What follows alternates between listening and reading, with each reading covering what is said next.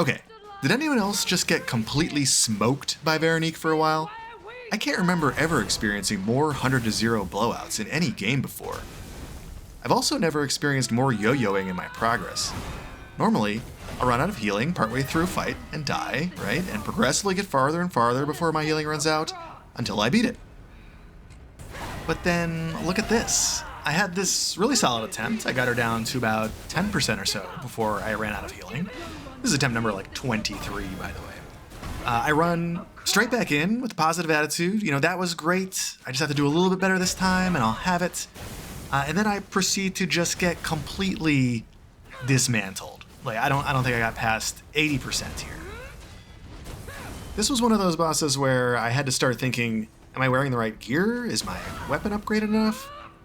Incidentally, no, it was not. I went to upgrade my acidic crystal spear from +8 to +9 partway through here once I realized that this was a serious boss. And I also equipped the strike damage liner, hoping that's what type of damage a giant rocket-powered hammer does.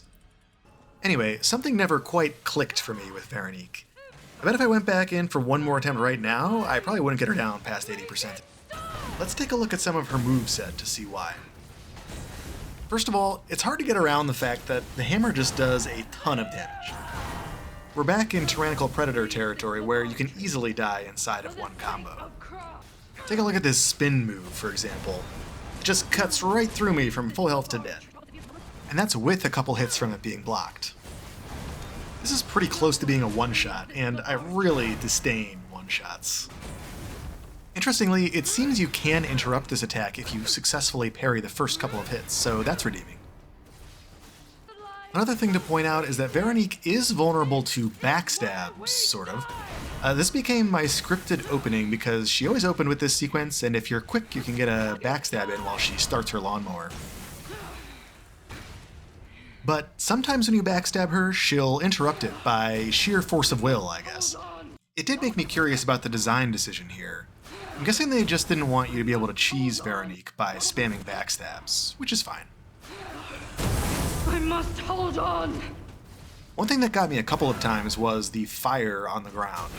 The lawnmower and a couple of other attacks leave a pool of fire on the ground. Embarrassingly, I found myself dying to the fire a few times. The former WoW raid leader in me feels deep shame. I think my issue with it was that I was eager to get a hit in since she's vulnerable, but I cut the corner a little too much. More than once. Also, I don't know if you just saw that, but she hit me back into the fire. Brutal. Okay, time for a breath of fresh air. Veronique would very occasionally do this flamethrower thing, which is extremely easy to avoid. Although weirdly difficult to get the backstab, as you just saw me miss there. If you're anything like me, you were breathing a sigh of relief when you saw this thing. Easy to avoid and an opportunity to do some damage. Where I had criticism for this sort of throwaway attack on Markiona with her flying orbs, this was a welcome break in an otherwise high-stress encounter. Speaking of stress, nothing stressed me out more than seeing this big sequence of delayed rocket-powered attacks. For some reason, I just could never wrap my head around the delays here. Also, there's this little shoulder bash in there with this very subtle, easy-to-miss animation. Immediately after, I also got the Elden Ring Syndrome attacks, with comically long delays. These things kind of drive me crazy. Let me show you why. She starts by winding up the attack for about a second. During this time, you know that an attack is coming, but you have no idea when. Then we get the fake out. It's a little bit of forward motion, but the attack isn't actually coming yet. Then finally, in the frame we're looking at, you get the signal that it's actually coming soon. The fire lights up on the back of the hammer. Just 12/100ths of a second later is when the attack hits me. Keep in mind that you just saw it at half speed and you didn't even see it. To put that in context, the average human reaction time is around a quarter second, and Olympic-level track runners can respond to the gun in 16 or 15/100ths of a second, but the bottom line is that it's not possible to react to the fire animation, and you're left having to memorize a delay, either the half second or so after the fake out, or the full 1.6 seconds of dramatic wind-up, which I dislike because you don't really stand a chance at getting it right the first time you see the attack. Alright, moving on. She also has this scripted sequence, which I thought was pretty cool, and is also very dangerous. She starts by revving up the lawnmower again, and then hits you a handful of times, culminating in this big acrobatic Fury attack. Bam! I'm not complaining about this one, it's just pretty cool.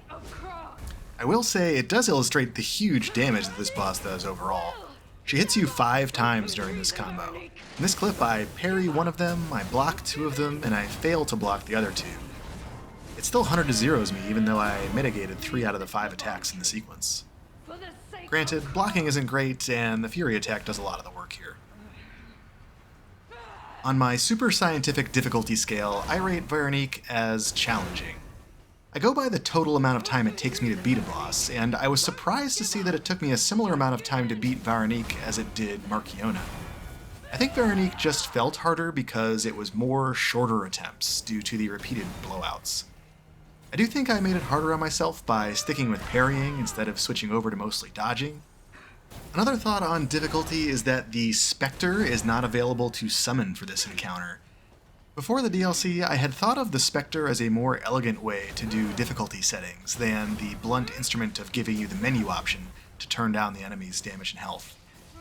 I suspect they ended up adding those settings because the Spectre is not available for some of these challenging encounters. It's a little disappointing because I always thought that the summons and throwables kind of made for a more elegant solution to that problem than the traditional menu-based difficulty setting. Maybe that's a topic for another video. Overall, I give Veronique a 5 out of 10. It's a pretty tough encounter that feels unnecessarily punishing and hard to read at times. But it has some redeeming qualities as well. Like, learning to interrupt the spin move and parry some of those big combos was pretty satisfying. Forgive me. I did terrible things to you. No, I don't forgive you.